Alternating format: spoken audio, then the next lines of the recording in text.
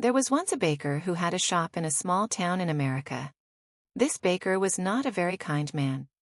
He never gave his customers any more bread than necessary for their money, and he never smiled. But he was a very good baker. His bread was the softest bread that you could imagine. Sometimes customers paid for their bread and started eating it there in the shop. And his cakes were really delicious. People came to his shop from all over town. When they walked down the street, they smelled the baker's wonderful bread and his delicious cakes, and they walked right into his shop. But not everyone came inside. Some people just stood outside the shop, smelling and looking in through the windows. The baker didn't like this. Their stomachs are full of the smell of my bread. I'm giving them a free lunch. And I get nothing for my hard work, he said to himself. Perhaps there's some way to put those delicious smell in bottles. Then I can sell them, just like I sell my bread. One winter morning, very early, the baker was in his shop, making bread. He wasn't singing happily while he worked. He was complaining to himself about getting up early, about the cold weather, and about anything that came into his head. In the middle of all this, he looked up and saw someone looking in through the window. It was a young man wearing an old coat.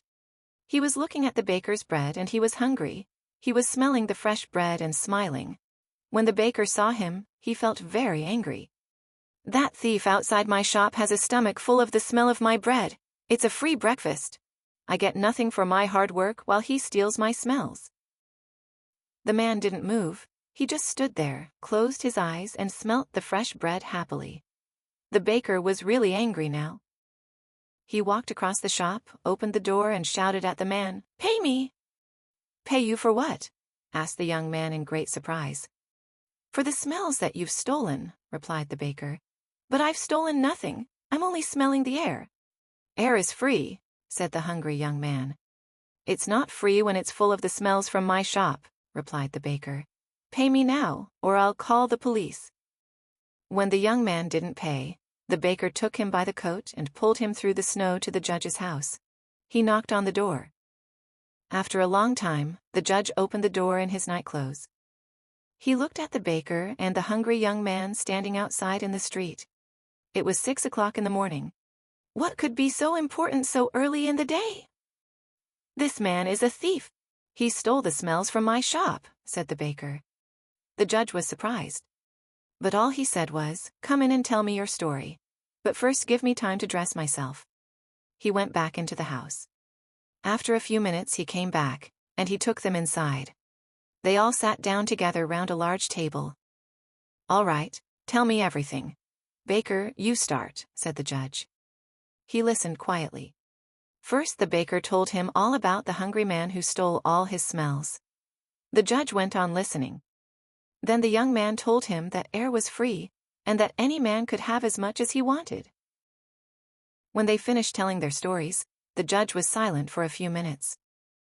The baker started telling him again of how the other man took all his smells without paying. "Stop. Be quiet. I've decided what we'll do," said the judge. "Young man, do you have any money?" The young man put his hand in his pocket and took out a few coins. He showed them to the judge and said, "Sir, this is all the money that I have in the world." "Give those coins to me," said the judge. The young man put them into the judge's hand. "I've listened carefully to both your stories," began the judge. "It's true that the smells were coming out of the baker's shop, and these smells belong to the baker. And it's also true that this young man took those smells without paying for them. And so I say that the young man has to pay the baker for the smells that he took." The baker smiled, perhaps for the very first time in his life. He held out his hand at once for the money, but the judge didn't give him the coins.